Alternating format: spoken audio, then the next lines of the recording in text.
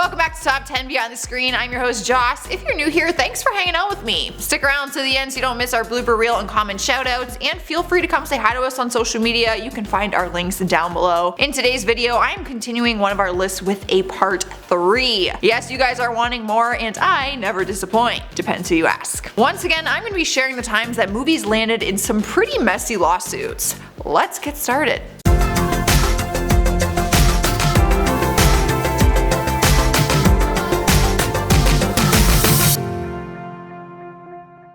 Beginning the list at number 10 is Twilight Zone the movie. This lawsuit came from the filming of one scene, not the actual final product, and it's a tragedy that is unnerving, so if you have a weak stomach, well, I warned you. It happened while filming a scene in which Vic Morrow's character is trying to save 2 children. The tragedy came from a horrific accident that was caused by a mixture of a dangerously low-flying helicopter and a technology malfunction of some sort. While filming the scene, the helicopter spiraled out of control and landed on Vic and the 2 children. One child was decapitated and the other one was just completely crushed. The worst part about it was they were filming late at night and the child actors were working illegally because it went against child labor law regulations. Obviously they were faced with a lawsuit. It was the first time in Hollywood that a director had charges of deaths on a movie set. Vic Morrow's family settled the lawsuit within a year, but the trials for the children's deaths did not end until 1987, 4 years after the movie came out. Up next, number 9 is coming from The Dark Knight. Director Christopher Nolan and Warner Brothers were hit with an unexpected lawsuit from Batman. No, not the superhero himself, but an ancient city in southeastern Turkey. Apparently the movie scenes that featured Batman, which is basically everything, ruffled some feathers of the mayor of Batman, Turkey.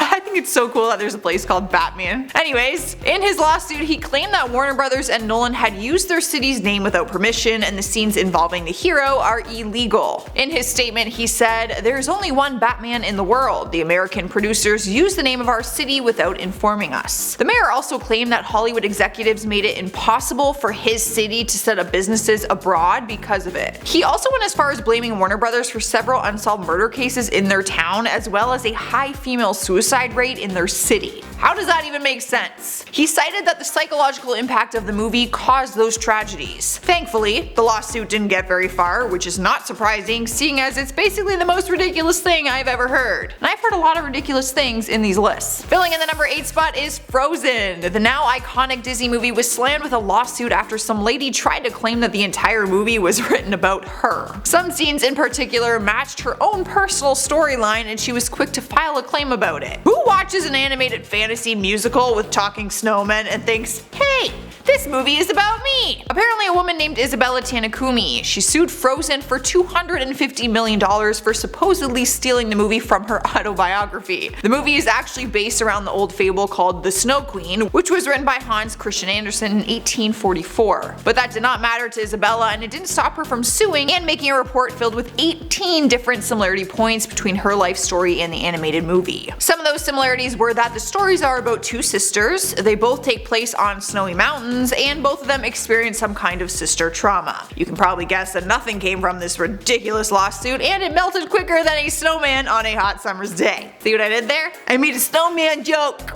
Like Olaf! Coming into the number 7 spot is from the movie 10 Things I Hate About Life. Now this one is a strange exception for our list because it technically will have to come from the movie trailer, because that is the only thing that is left from the movie following the lawsuit. We all know that the movie 10 Things I Hate About You was an immediate success when it hit theaters in 1999, so 13 years later in 2012, the original director Gil Junger announced he was working on part 2. 10 Things I Hate About Life was about 2 suicidal people who meet and fall in love, and Evan Rachel Wood was supposed to star as the lead. So where did everything go wrong? Well, filming began in December 2012 and was shut down a few months later, which is kinda weird because if you watch the trailer, they have a lot of footage. According to the people at In Tandem, shooting stopped because Evan Rachel Wood got pregnant, and after she gave birth in July 2013, she refused to come back to film. A year later, the production company filed a $30 million lawsuit against the actress, demanding a trial and a jury. Bro, it's not that serious. But her side of the story is different, and she told The Hollywood Reporter that she was perfectly willing to finish the movie and said it came to an end because the production company ran out of money. She also said that they never paid her for what she was owed from the scenes that she did film. The case was eventually dropped and the movie never came out, obviously, but you can still find the trailer on YouTube, and it looked good.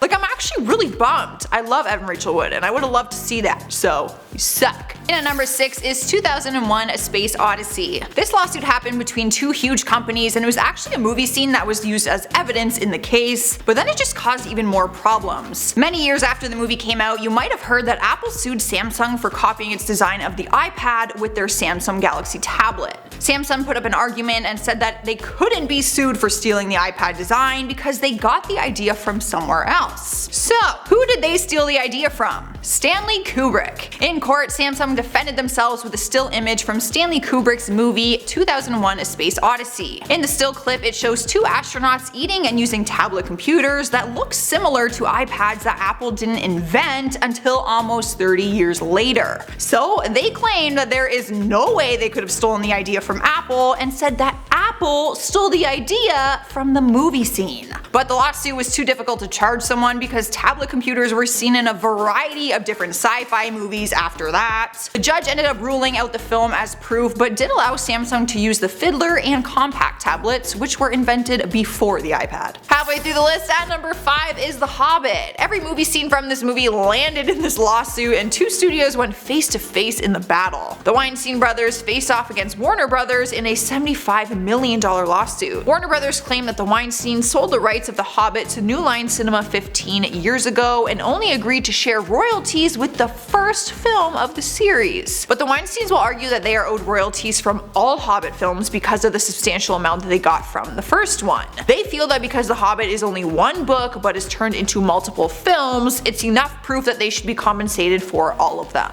In their argument, they called Warner Brothers ungrateful and greedy. I mean, the first installment made over $1 billion, so I would want in on that action too, for all of them. Here we're at number 4 with the movie Monster-in-Law, another time when someone wants to say that a movie scene replicates their own personal life experience. While watching the 2005 movie, a woman was upset to see that some of Jennifer Lopez's scenes were oddly close to her own experience. Isn't that the point? Like, aren't movies supposed to be relatable to the audience? No offense, lady, but I am sure there are a lot of people who can say that they've had a rough experience with their parents-in-law. But this woman named Sherry Gilbert believed that the movie was stealing directly from her. Apparently, she had written a screenplay about her relationship with her own mother-in-law back in 1998 and said that the similarities between the two are uncanny. She sued Jennifer Lopez, Jane Fonda, and others that were involved in the making of the movie. When Warner Brothers was hit with the lawsuit, they didn't even take it too seriously. How could you? Their lawyers made it clear that an annoying mother-in-law character was a very common concept for a film and in life. Alright guys, we are in the third spot with a horror movie, The Cabin in the Woods, although some people will argue if this was a horror movie or a comedy. This movie somehow ended with a $10 million lawsuit after an author claimed that the movie featured things from his novel, aka stole. Peter Gallagher wrote a book in 2006 called The Little White Trip: A Night in the Pines, and I guess it has some similarities to the film. The novel tells the story of 5 heroes who check out this cabin called the Brinkley House. 2 of the characters' names are Jules and Dura, and the group does some drinking and flirting before they get attacked by this evil presence. But in the end there is a plot twist and it all turns out to be part of a reality show, which is a pretty cool plot. Alright, so there are some similarities to the movie. If you haven't seen the movie, it tells the story of a group of students who visit a cabin in the woods and they also get attacked by an evil presence after they drink and do some weird flirting stuff. 2 of the female leads are named Julie and Dana, which is similar, and in the end it's revealed that the students are part of a secret government ritual. The author sued the director, Drew Goddard, Mutant Enemy Productions, and Lionsgate for $10 million, but the judge dismissed the case in 2015. The judge's final statement was, "While the 2 works share a similar premise, that premise is unprotectable. The concept of young people venturing off to such locations and being murdered by some evil force is common in horror films." That is a fact. Moving on to number 2 is Straight Outta Compton. The movie was directed by F. Gary Gray and showed the rise of the groundbreaking hip-hop group NWA. If you've seen the movie, you know that the villain in the story is the manager, Jerry Heller, who was a sleazeball accused of profiting off the band and cheating them out of their own hard-earned money. That's how the movie depicts his character anyways. But naturally, these movie scenes did not sit well with the real Heller. In 2015, he filed a lawsuit against Gray, Universal, Legendary Pictures, and everyone involved in the rap group. He demanded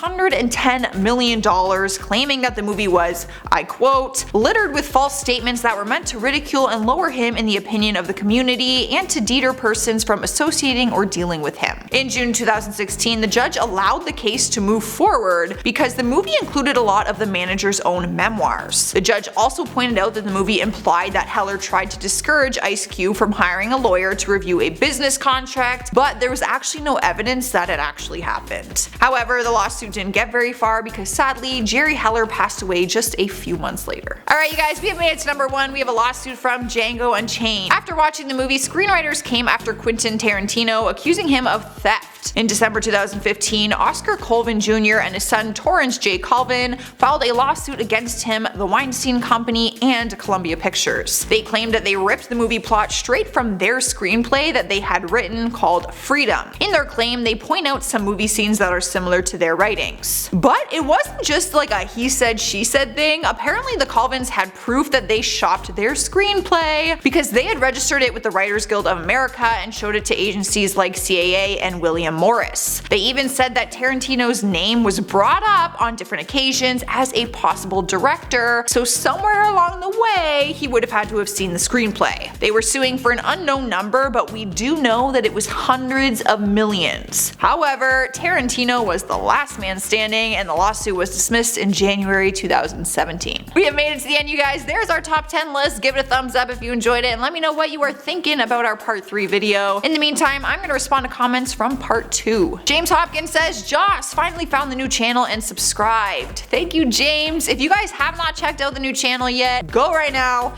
Well, when this ends, and it is called Top 10 Central. Carrie Brown says, I saw Jocelyn and had to sub. Oh, thank you. That is so nice. But now you're stuck seeing me every day, so good luck. Nadia McGinty says, lady, it's like you're yelling. A warning would have been nice. We do wear earbuds. A little deaf now. I'm sorry. I talk really loud and I can't help it. It's just what comes out. The Chosen One says, I quite enjoy the way my lady pronounces the word heinous.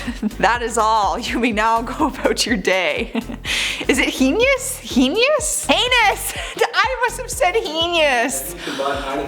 Oh, that's so embarrassing.